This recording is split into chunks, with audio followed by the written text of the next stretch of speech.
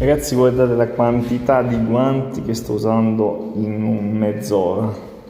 Perché? Perché stiamo usando lo sverniciatore per fare le porte. Queste maledette porte con lo sverniciatore per fare queste piccole modanature senza rovinarle. E sono un po' bastarde. Farle con la carta vetrata richiederebbe ore su ore e con 3-4 passaggi di sverniciatore ce la facciamo, ma rischiamo di corroderci anche le mani. Adesso abbiamo fatto questa, così domani passiamo un po' di rota orbitale sulle facciate e dovremmo aver finito con la levigatura, poi passiamo cementite e pittura.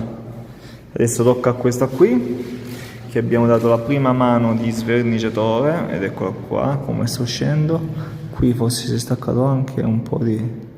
no, si è staccato solo la pittura. Poi dobbiamo passare la mano per sciogliere la cementita e poi arriviamo al legno. È una porca pupazza infinita, mamma mia. Ci siamo fatti la spatola con un dente con questa modanatura qua, infatti facciamo così e togliamo tutto, e poi ci siamo fatto l'altro dente per questi due dentini qua, 1 e 2, facciamo così e andiamo nelle fessure.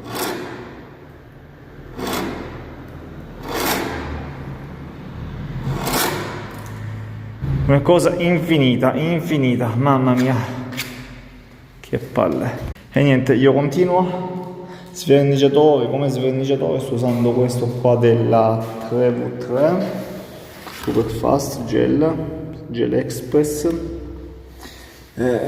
Poi vedo che caspita metterci, pensavo che non funzionasse, ma a quanto pare funziona, però ne dobbiamo mettere un bel po', dobbiamo abbondare, ed ecco qua come va via.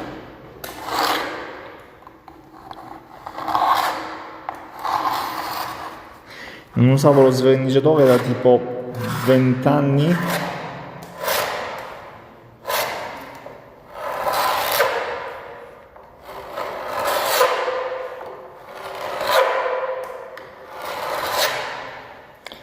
Dammi un